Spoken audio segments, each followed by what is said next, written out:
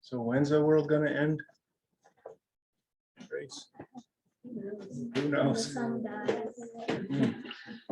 Tammy? When the sun dies. When the sun dies. Geez, when's that gonna be? I don't know. That's a We'll be horrible way dead by to, then, so. that's a horrible way to go, or would that be fast? The sun goes out, that's probably fast, right? Is That, oh, and Casey, Yeah, it's gonna expand and it's probably gonna be all the interest, at least compared to doing this. okay. Like it was. Well, is it likely that you'll miss it when it happens? Yeah. No, I mean, like, not that you'll miss the sun and things the way they were, like, will you somehow not be there when the world ends? Not really, billion years, so. Oh, okay, so this is a ways off, unless it happens soon. Probably not. Okay, when is the world going to end? When is, actually, you anticipated the next question. When is your world going to end? When you die, yeah, Danielle, when's that gonna be? Hopefully not for long. Hopefully not for a long time. Okay, how old would you like to be, Danielle?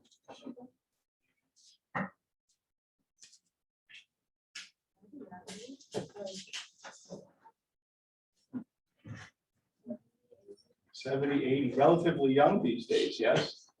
Okay, so more and more people are not looking forward to that. People like, they look forward to retiring, right?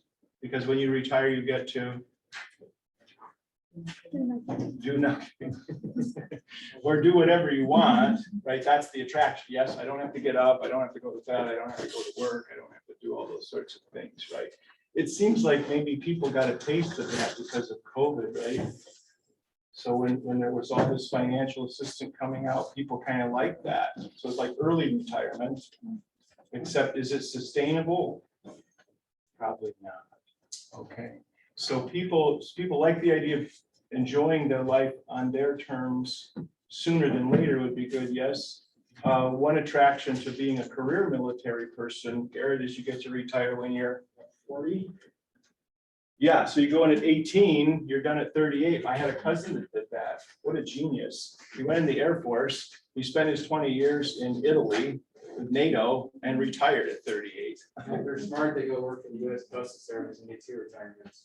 And then he went to work for the Social Security Administration and has a second retirement. Okay, but then there's this other thing on the other side of that is, well, I hope I don't live too long, right? And then there's this really nasty business that I have done with people, more people than I can count through, is what happens when I get the news that I'm terminal in some way? And I'm not sure what to do with that. Should I fight this thing that's going on and keep it going, or should I just let it be and take what comes? So maybe you have some experience with this too, but lots of people who decide to fight cancer live on for a year or 2 or 3, and what's that called? Quality of life, oftentimes miserable. Yes. Okay. But you could understand it's a tough place to be, isn't it? Is it wrong for me to not fight this? Am I letting people down that I love and care about? Or does God have attitudes about whether does he expect me to try and fight this thing or not? The medical community, you can't blame them, right? Because they have a responsibility to do what for you? Keep you going. That's they don't have like, well, we decided that it'd be better if you didn't keep going. They don't get that. That's the tricky part about going to emergency, right? If you have an old person, you take them to emergency, they're not going to let them die. And sometimes that's really a painful thing to go through. So we've come some way forward. We have this thing called hospice, yes? Anybody familiar with hospice?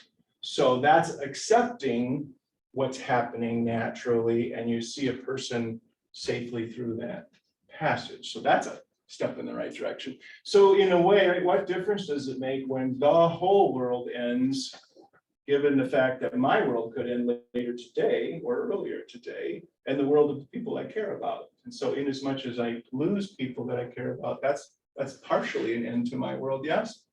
Right? Miss parents, miss grandparents, miss loved ones. Okay. So possible responses to the prospect of the world ending or your world ending is carpe diem, yes? You know that phrase, carpe diem? Yeah? Yes. What's it mean? Seize the day. Seize the day, right? So live every day as if it were your, there's some wisdom in that, yes? Right, so you never look back on a day and say, well, that was a big waste of time. You want every day to be, okay, that's a helpful thing, possible responses. What if life, instead of, is distinct from the world and it's not going to end? So what you can look forward to is a passage out of one world into another, anticipating still a third. So in Mark, the reason I'm looking at this with you and played you that song is because in Mark, the disciples come to Jesus and they say, tell us when the world's going to end. And we'll see what he has to say about that in chapter 13. But first, at Mark 11, let's have a look in Mark 11. This is a picture of a fig tree in the Garden of Gethsemane that I took in 1996. This is artwork of, who's this person probably? Movie. Main character in biblical art. Think big. This is Jesus, right? Yes, and he's got a whip in his hands. What's he doing? Jordan? Is this the scene where he gets mad at people selling stuff at the temple? Right? So Jesus is driving the sellers out of the temple. That seems kind of mean, yes? Was he driving them out because they were selling things in the temple? Or was it more than that? More than that. What was it, Christian? It was what they were selling, I believe. Well, they were selling things that the people needed if they were going to do the sacrifice thing according to the law of Moses. But what were they doing because of the circumstances? Were they actually helping the people? No, they're taking advantage. Okay, you're taking advantage of the people. Why? Same reason. What's a beer cost at a Dodgers game? Yeah, so what's that, right? Airport food.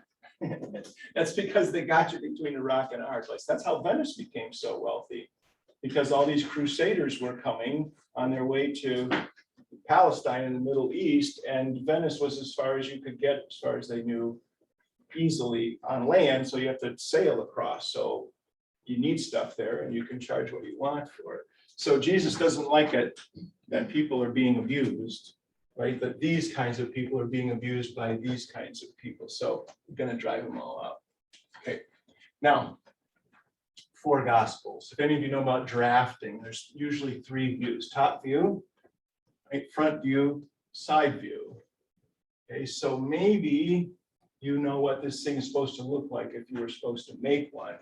But look what happens if you add a 4th view, right? So this would be a 3-dimensional view of something, right? This is why CAD drafting is so cool, because once you construct the thing in the computer system, you can turn it every which way, and look at it inside and out and so forth.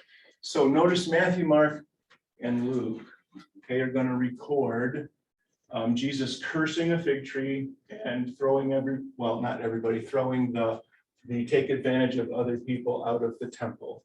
Okay, what's interesting is they each show us a little bit different part of the week. Notice that John's missing. Why isn't John on here? Don't you know? John did record Jesus cleansing the temple. Do you remember? Well, we haven't done it yet, but do you know where that comes in John's gospel? Chapter 2 comes right away. The very beginning, almost the first thing Jesus does is goes to the temple and throws everybody out. Okay, this is happening at the very end. So this is Palm Sunday, right, of Holy Week. So it's Thursday he's going to be betrayed, Friday crucified.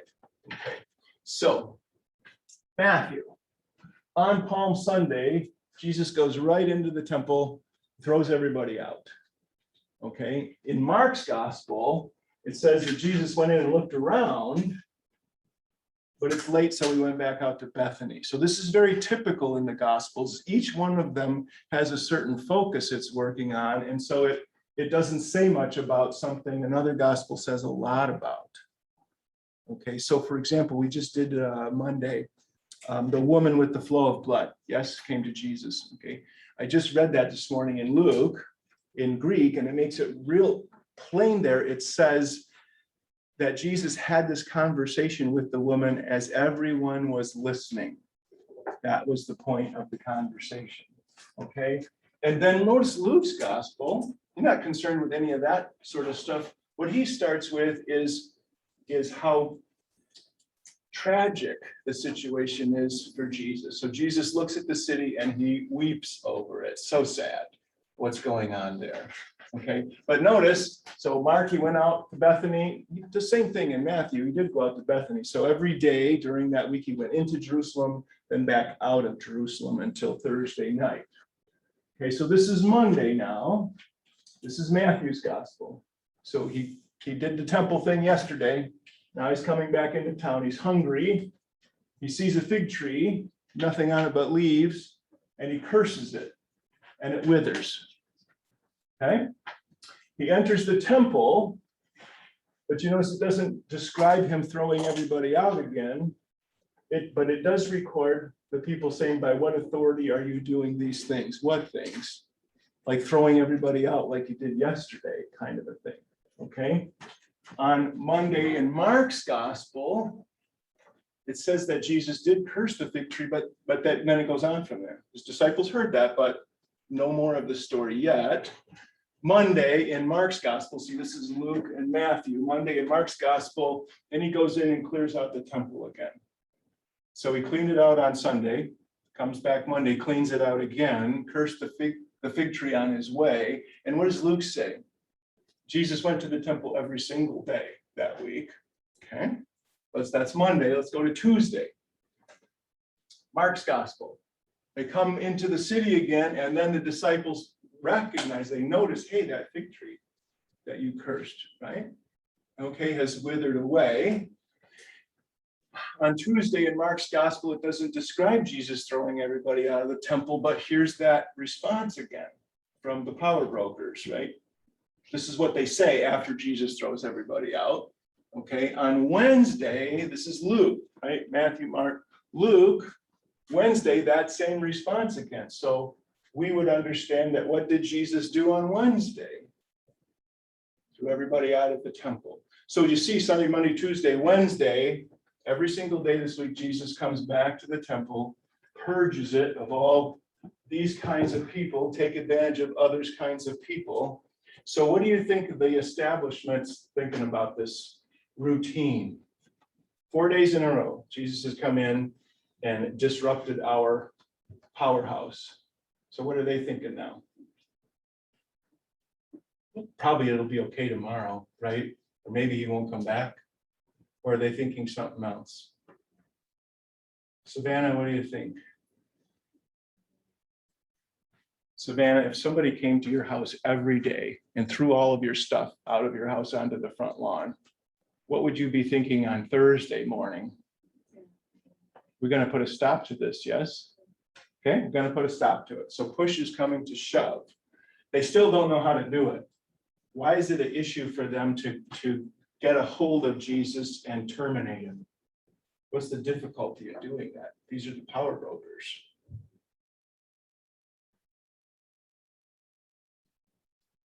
Is there anybody around that appreciates Jesus? Yeah, a few people, masses of people, crowds of people, right? And so you hear these conversations when you read the narratives. They want to find a way to terminate him, but they have to get him sometime when there's nobody looking, right? Isn't that what evil looks for? Looks for a way when nobody's looking. And that has been one of the upsides of reporting in journalistic history, right? Is that reporting has helped a lot in keeping things on a better level because people know that somebody's watching, yes? Okay. So this is a picture of Jerusalem I took in 1996. This is the wall. It's part of the Temple Mount. This is, you can see modern Jerusalem, just like any modern city, but there's still an old original wall, and there's some buildings that are near that wall that are from ancient times. Anybody know what this building is?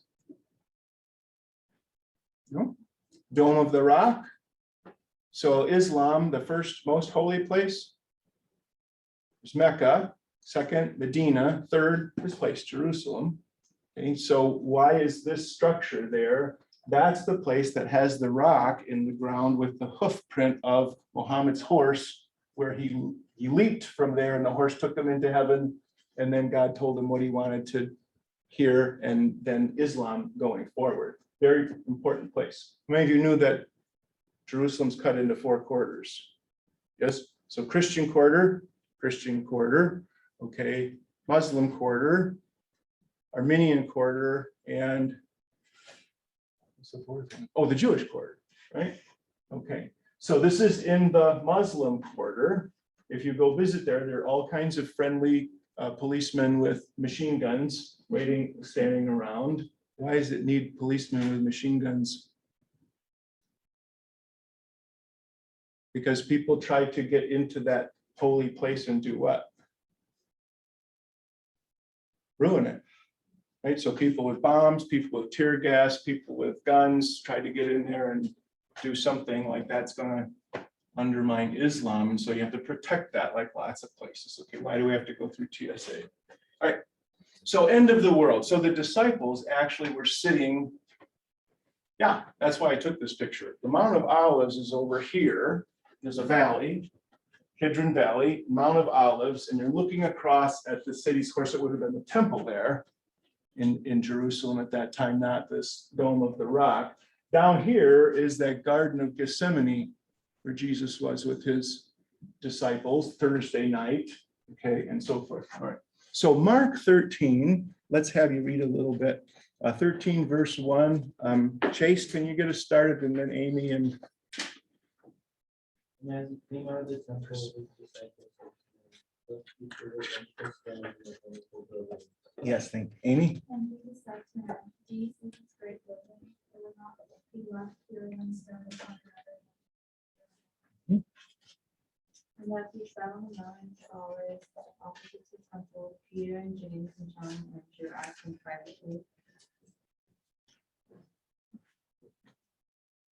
Okay, tell us, when will these things be and what will the sign when all these things are about to be accomplished? Casey. And Jesus began to say to them, see that no one leads you astray.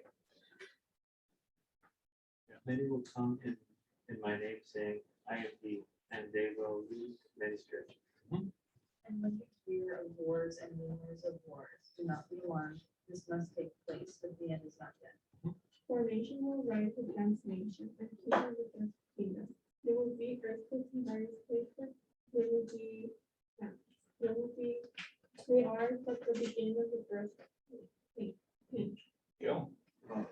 But be on your guard, for they will deliver you over to councils, and you will be beaten in synagogues, and you will stand before governors and kings for my sake, to bear witness before them. And the gospel must first be proclaimed to all nations. And when they bring you to trial and deliver you over, do not be anxious beforehand. What you are to say, but say whatever is given to you in that hour, for it is not who you speak, but the Holy Spirit. Okay, good. So when the disciples asked Jesus, when is the world going to end? What did he say? Did he give them a date? No. Okay. In fact, if we read on, Jesus will say, I don't know when the end of the world is either, which is quite fantastic. Right? Since Jesus is the Son of God, even though now he possesses a human nature, he claims not to know when the end of the world is. Why might that be? So only God the Father knows when the world's going to end. Jesus, Son of God, doesn't seem to be upset about that. He doesn't feel left out or aggravated that his Father won't clue him in. Why not? Sorry? It's not his. Chase, is that you? Yeah, this whole mask thing is really something. It's like ventriloquism. Okay. Yes, what is he about?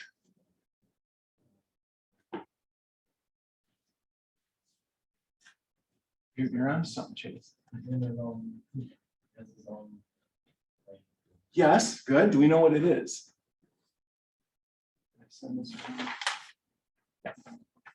Okay. Lots of people in different situations look at the clock, yes? So you might be at a football game and you're looking at to see what quarter it is, how much time left, because you would really like to Go home now. Okay. Other people in the stadium are looking at the clock for different reason. Yes. They're thinking we better hurry up or we need to hang on there until, yes. At work, a lot of people watch the clock. Yes. Okay. So you can bolt as soon as it, okay. Sometimes surgeons will ask somebody to tell them what time it is. Yes. Why is that? Jasmine? Make sure that when it's Right? I'm kind of fighting the clock. I'm hoping that there's a little more time, especially if someone's gone flatline. I got how many minutes to get this person going again? No? 5 or 7. 6. Yeah, 6 minutes before brain damage starts to set in. So I'm hoping that there's more time. So do you suppose, right, is Jesus interested in being done or getting things started? Right? So that doesn't matter to me what time this is over. I'm just going to keep doing what I do. But the thing about prophecies and fulfillment, how many of you heard of Seventh-day Adventism? Seventh-day Adventists.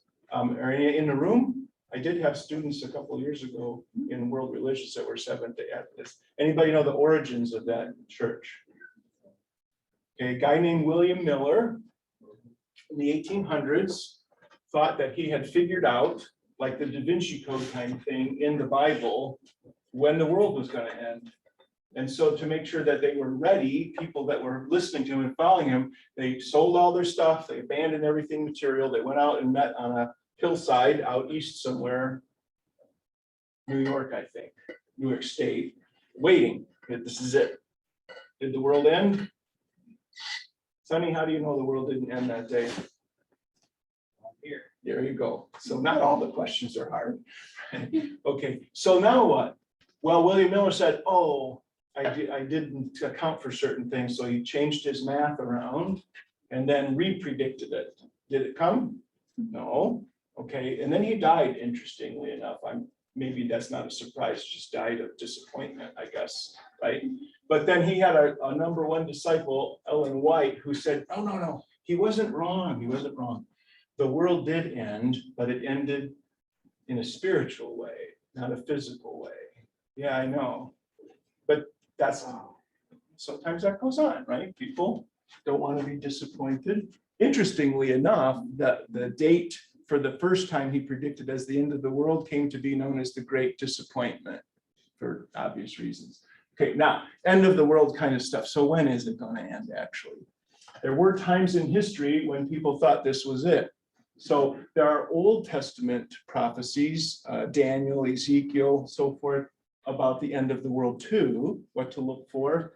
And so look at 164 years BC, before Christ, people thought this was it when Antiochus Epiphanes came to Jerusalem and kind of raised hell. And then he sacrificed pigs in the temple. Is that a good idea? That's not going to go over well. Anybody know what happened as a result? So a tribe of Judah, a family of Judah, the Maccabees, took control and organized the people, and there was a big revolt, and it succeeded. So for some decades after this, Israel, mainly the tribe of Judah, was independent again, won their independence. And then what happened? Then the Romans came. So this is end of one empire, and the next comes Roman Empire, takes control again. So thought that was going to be the end of the world, but it wasn't, but it sure felt like it. 40 AD, Caligula, Roman emperor, he was in Egypt, kind of reminding people who's in charge.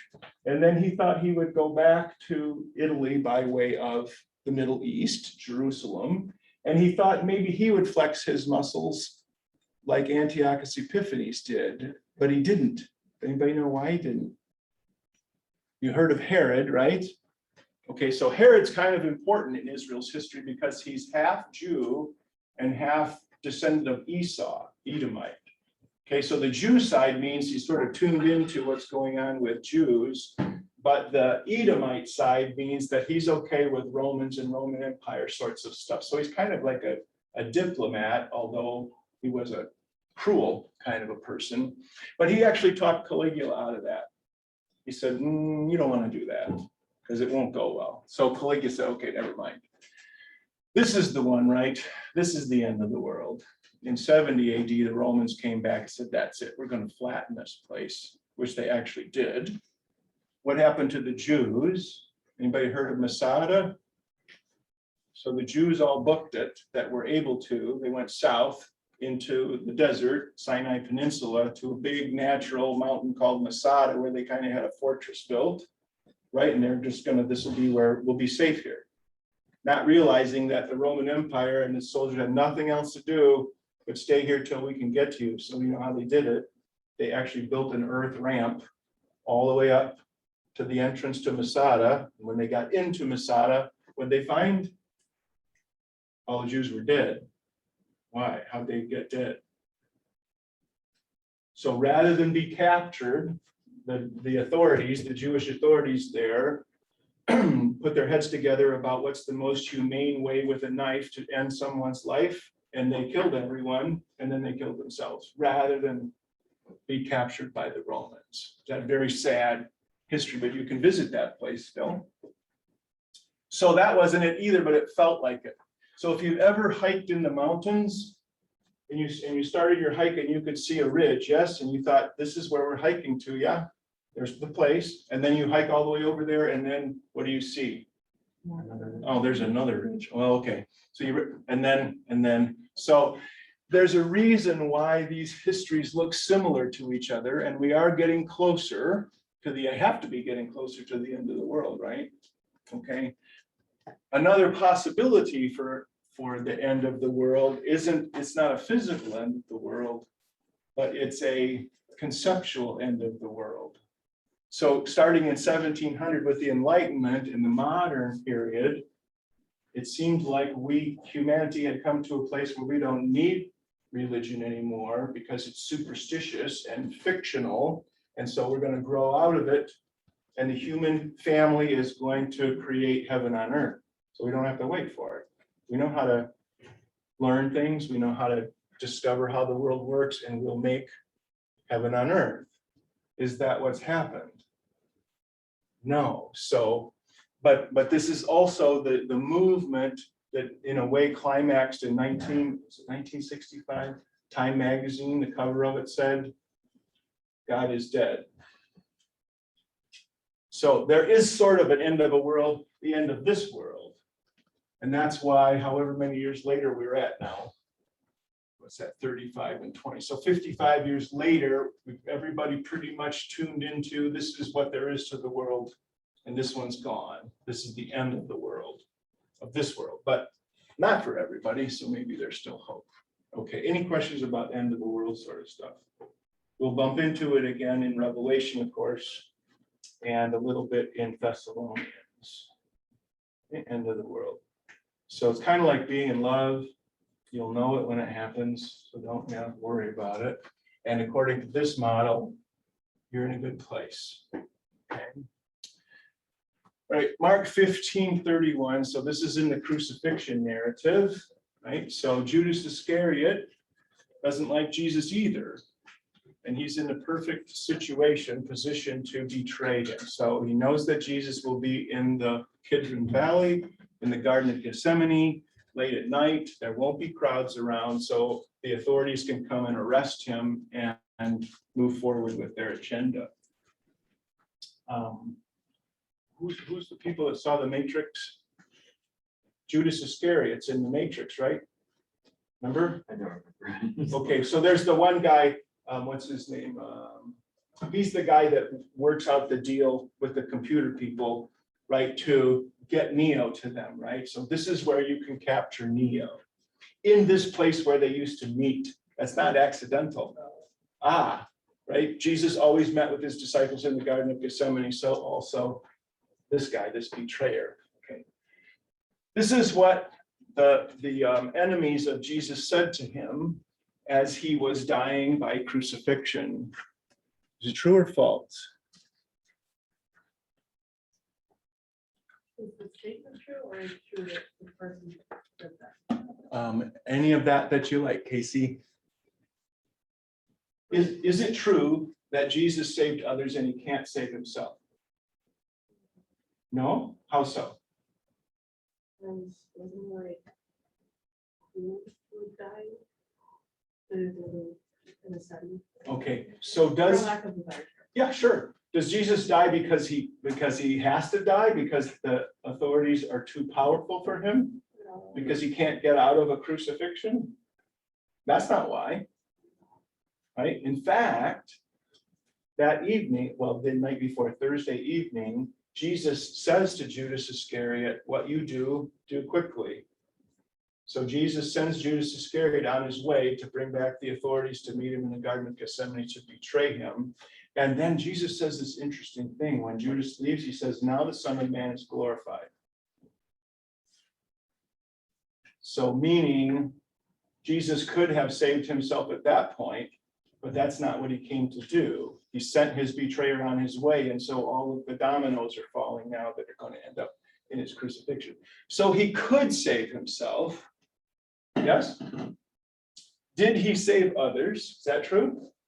Okay, so it's true he saved others. It's false he can't save himself. So why didn't he? Wasn't part of the plan. Christian? Wasn't part of the plan. Okay, so he can't save himself. If he doesn't want to disobey God. Yes. Okay, good. So this statement here gives us a chance to think about, first of all, in terms of power and ability.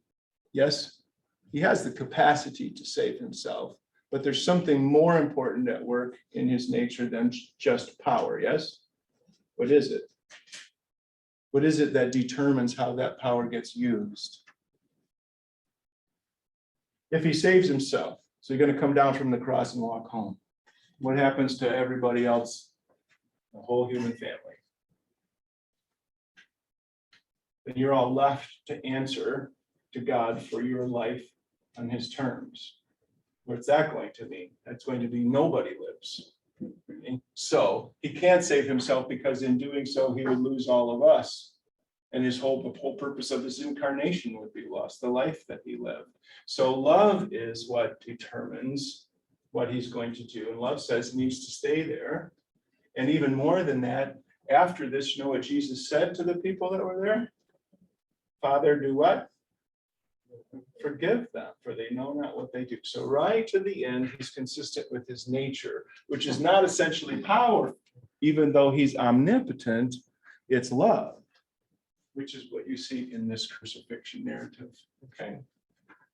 Now, Mark, let me show you. The scrolls, the manuscripts that we have of Mark end in 3 different places. Okay, so some manuscripts end at verse 8. Some manuscripts include another verse, 9. Some manuscripts go all the way to 20. Okay, now why might that be? If you remember, these manuscripts were written on scrolls, right? So the outside of the scroll gets brittle over time, it gets fragile, and so as you're passing these scrolls around, they're making their way, parts of the scroll are coming apart, right?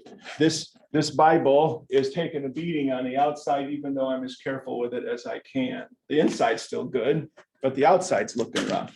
So it makes sense that there will be manuscripts out there that don't have the rest of the gospel.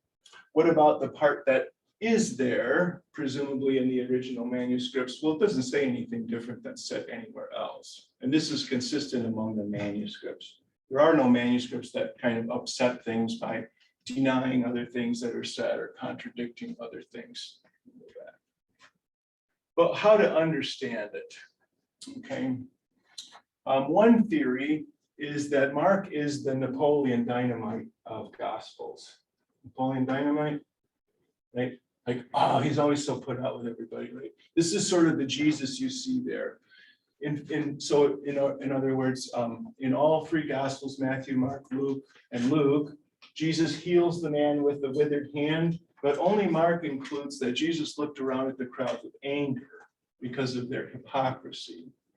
In 8:12, this occurs also in Matthew and Luke, but only Mark records Jesus stopping here, that no sign will be given to this generation, meaning this generation, because they don't understand the signs anyway. And then, so the gospel kind of ends with nobody seeing Jesus after he rose from the dead. So that's a theory.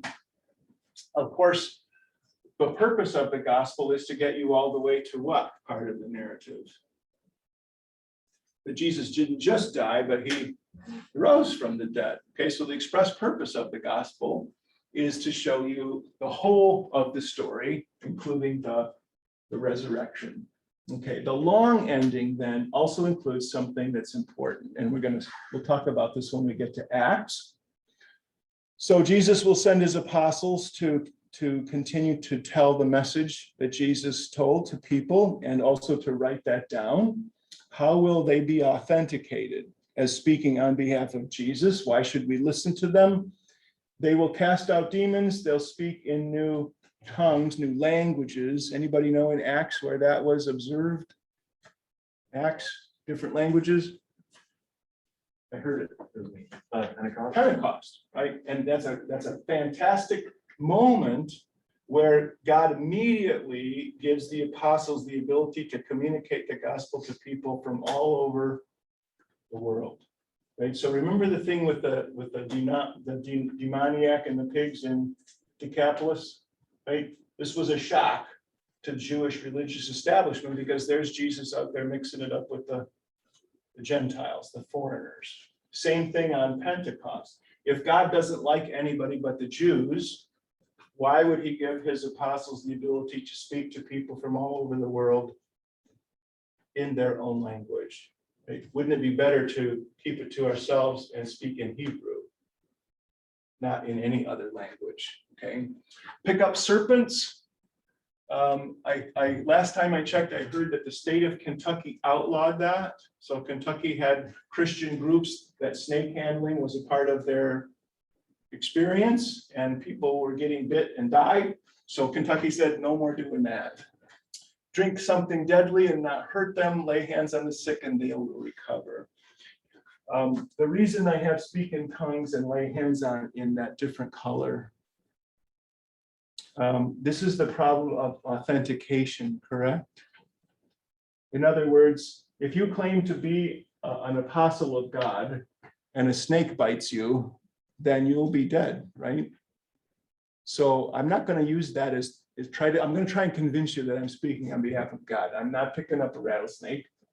I'm not going to drink something deadly, correct? No arsenic or strychnine for me. But I could claim to speak in different tongues, right? Because I could just claim, well, you just don't understand it. Or I could claim to heal people. But remember, we've talked about this already. People that claim to have the gift of healing tend not to do it where? In hospitals, right? Okay. So after Jesus ascends into heaven, the apostles go forward, and here's the purpose of those signs: confirm the message by the signs that attended them. And that's the end of Mark's gospel. Questions? Yeah. Thank you. I feel like a lot of Mark was spent with Jesus kind of chastising people for not having enough faith. So like there was that daughter who died and Jesus shows up and he's like, why are you guys all mourning? Don't you know that I can bring her back to life? Mhm. But while he's being crucified, he kind of loses faith in God and says, my God, why have you forsaken me? As if he doesn't think he's ever going to get off the cross. Or is it that, number one, he's fulfilling a prophecy?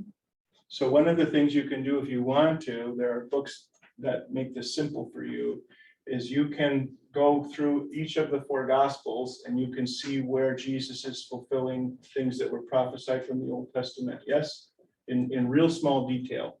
Like they will give him gall to drink, which they did in the crucifixion. They'll pierce his hands and feet, which they did. The spear will pierce his side. I mean, it's just, the detail is really quite impressive, including Psalm 22. My God, why have you forsaken me? So what's happening is what you're witnessing, and it's in all four gospels, that my God, why have you forsaken me, is this changing of place. So as Jesus trades places with us, and remember this direction is taking us farther from God, not nearer to God, Jesus finds himself all the way away from God, abandoned by God. And in fact, worse than that, God is opposed to him. And that's also prophesied. If you read Isaiah 53, it says about Jesus that it pleased God the Father to crush him. Why would that make God the Father happy? If you think of Jesus as being the substitute, if the Son of God accepts being crushed as a consequence of human misconduct for all human beings, then what's that mean for us? If God crushed Jesus, then he doesn't crush us. It's the changing of place. And that's also evident in the gospel narrative, right? Remember that Pontius Pilate let a prisoner go. Who do you let go? Barabbas. And what was Barabbas in prison for? Two things. Remember? Insurrection. Yeah. Gil? Wasn't murder. Murder. Murder was one. What's that mean? Insurrection. Like government? Rebellion. Yeah. Right. Rebellion against the government. Okay. What are the, if you summarize the commandments into two, the commandments about God, first, second, third commandment, okay, that's rebellion. And the rest of the commandments had to do with acts of evil against your neighbor. Rebellion, murder. Like, that would be the ultimate act against your neighbor's life, right? Murder, because that's the end of it. So there's the trading of places. Barabbas goes free, Jesus is executed instead. So it also makes sense if Jesus is experiencing really and letting us know he's experiencing something that he's liberating us from, taking the place of, yeah? But it's also true that as a human being, Jesus is subject to the same kind of emotions that we experience, yes? You ever been exasperated? The rest of the book, he's chastising other people for expressing these emotions, for having grief, for feeling fear whenever their boat fills with water and starts going down. He's like, how dare you not trust me? And then he speaks like poorly of hypocrites, and he calls all these people in these temples hypocrites. And then he sits here and he says that God has abandoned him. Okay, now two things we need to do. So everybody here, Angela? Okay, so two things we need to do. One is we need to be very careful with the language of the text. Right? I never read Jesus saying, how dare you not believe in me? So what did he say? And what should we make of that? Okay, and the other thing, what was the second thing he said? And he hates hypocrites. Oh, hypocrites, yes. Also, to look carefully in the text and to see who he's speaking to when he says that. So if you do, what you'll find over the scope of all four gospels is that Jesus' demeanor changes depending on who he's dealing with. Woman caught in adultery, people standing around accusing her, saying according to Moses, she has to be stoned. Was Jesus hard on the woman? No, he defends the woman, right? And he's not actually that hard on the people that wanted to stone her. He just says, whoever has no guilt, throw the first stone, sends them away. Yes? In the temple, where the abuse of the people is more widespread and more seriously undermines what God intended that space to be for, Jesus just unleashes. Yes? So what you'll find is, as people are more and more on this path, larger and more in charge against the people's well-being, they should be here supporting people, but they're not. They're here taking advantage of people. Jesus confronts them on equal terms. When Jesus finds people here, he's patient, he's kind. Okay, so he's also distinguishing nature. So when he asks certain questions, "Oh, you of little faith, why did you doubt?" What he's asking them to think about is which part of their nature is the controlling consciousness in their life and which isn't. So it's a distinguishing sort of a work that he's doing, not a condemning kind of work. In fact, the Gospels expressly say that too. Jesus said they didn't come into the world to condemn the world, they came into the world to save the world. So sometimes, what is the antidote for people who are so powerfully opposed to truth and grace? And interestingly enough, Muhammad had a similar idea. Anybody know about that teaching in the Quran and Islam? That you respond to people in kind. Yes? So if you have a non-combatant, a peaceable person, but they're not Islamic, do you attack? No, you live peaceably with them. If you're being attacked, then you have a right to defend yourself in kind. Yes? That seemed to make sense. It seemed to be equitable to Muhammad. There's a little of that what you can see in these narratives about Jesus. Good question. Anybody else? Okay, let's go on to Peter. So back to the back of your New Testament again. It's next after James. So from the back, Revelation, then Jude, 3:2:1 John, 2:1 Peter.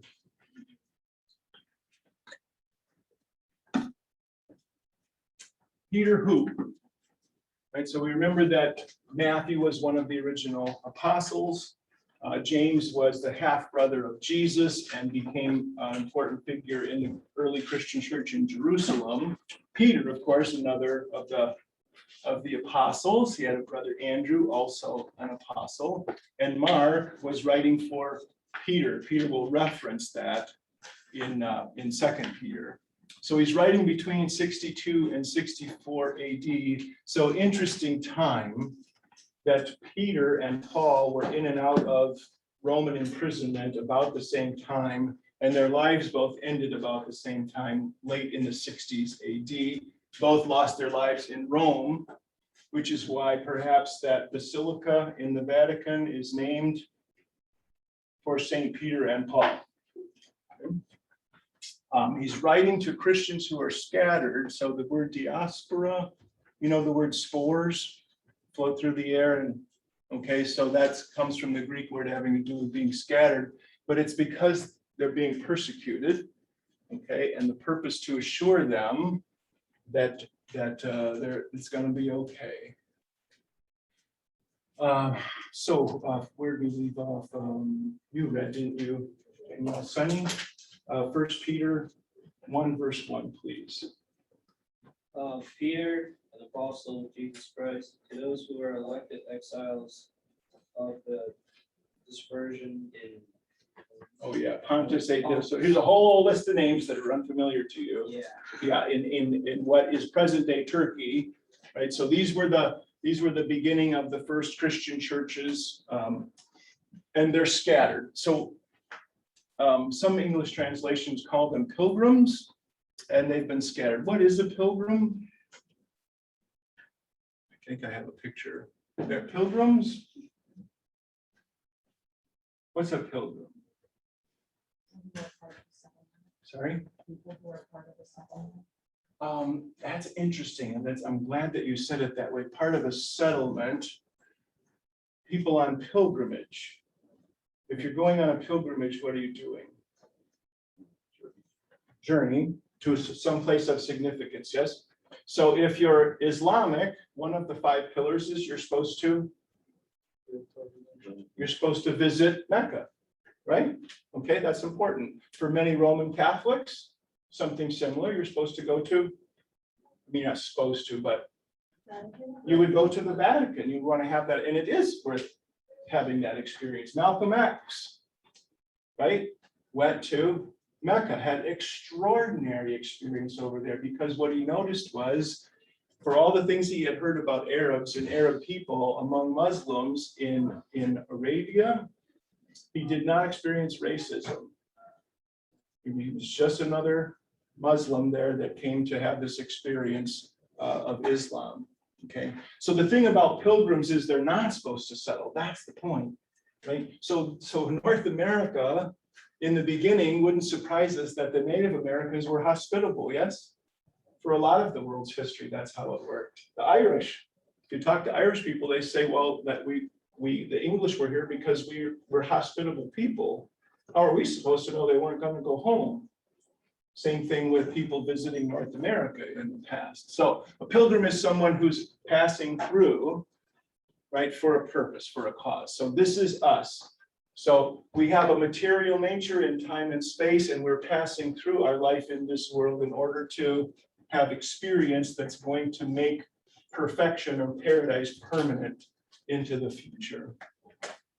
Okay, so these Christians are being persecuted. You're passing through this land, but people don't like you for various reasons, and so they're persecuting you. What's on the mind of people who are being persecuted? Or maybe I should start with, who's on the mind of a person who's being persecuted? I'm the one. When you're in pain, who's on your mind? When you're drowning, who's on your mind, sort of a thing. Okay, and there's three questions that people might have when they're being persecuted. The first is, do I have the right God?